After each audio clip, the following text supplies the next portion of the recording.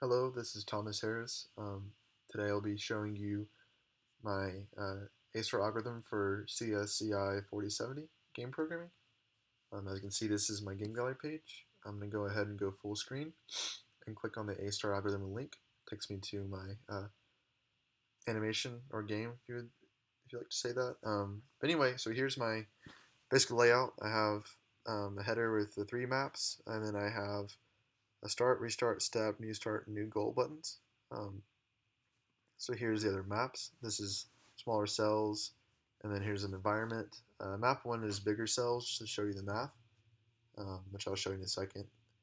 So that's pretty much the layout of my project, and according to if the path is found or not, it will actually add below these buttons the final fx, gx, and hx of the path, and if there's not a path found, there's no way to get to the end goal, then it would say no path is found.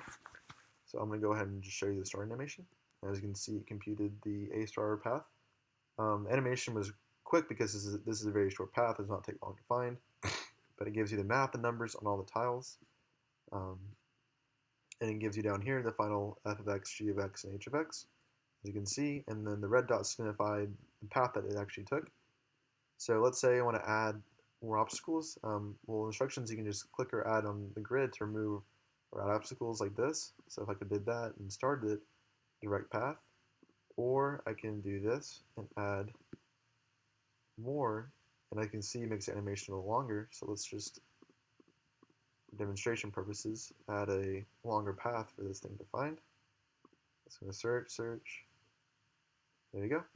And also, like I said, it shows you the final f of x, g of x, and h of x. So let's say you wanted to go just grid by, or iteration by iteration. You can do the step function. So you click on that, shows you the squares I selected in yellow, and then shows you where the neighbors are in green.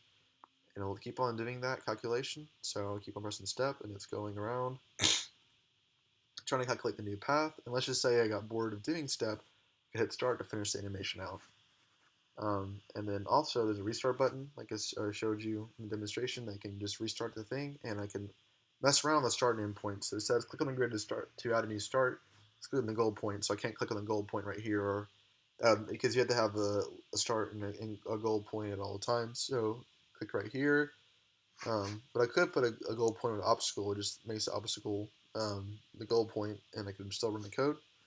So I can move it right here, run it again, move it back here, right there. I can put a new start point right there, or sorry, new start point right there. There you go. So that's pretty much the gist of all the dynamics you can do. Um, so I'm going to show you map 2. This actually shows you a better look at the animation and the process it takes to find the path. Let it run. So there you go. Like I said earlier, I can add more obstacles to this. Run again.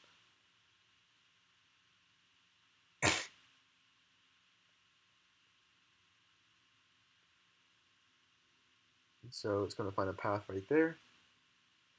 Um, this map still works the same as other ones. I could rearrange the start and end point. Put right there and put a new start right there. This one's going to take a little longer because it's going to try to directly go diagonal, and it realizes that it can't go that way, so it's going to have to go that way instead. So I could also do the step function, or sorry, do the step function.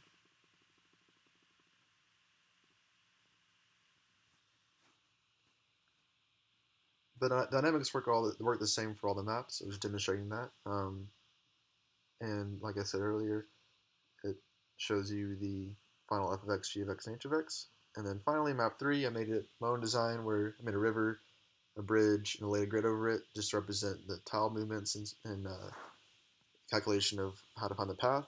And so I can just run it from the start. And it also displays the final f of x, g of x, and h of x. I can restart and I could step through this. But let's just say I block off the bridge, so there's no way around it, if I hit start, it's going to try to find any path. It's trying to find the shortest path first, and then it's going to keep working outward. And it's trying to find any place I can get by because it's not really sure. And realizes there's actually no place to get by, so it'll say no path was found. The same with map 2. If I go back here, if I add,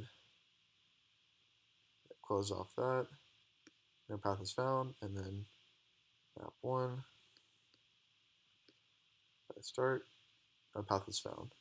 So that's the basics of my ASR algorithm. And also for the heuristics, I made it to where diagonal movement is allowed. So as you can see, instead of having to going here, here, here, here, here, here, and then there, I just allow it to basically do a diagonal movement, as you can tell, like that.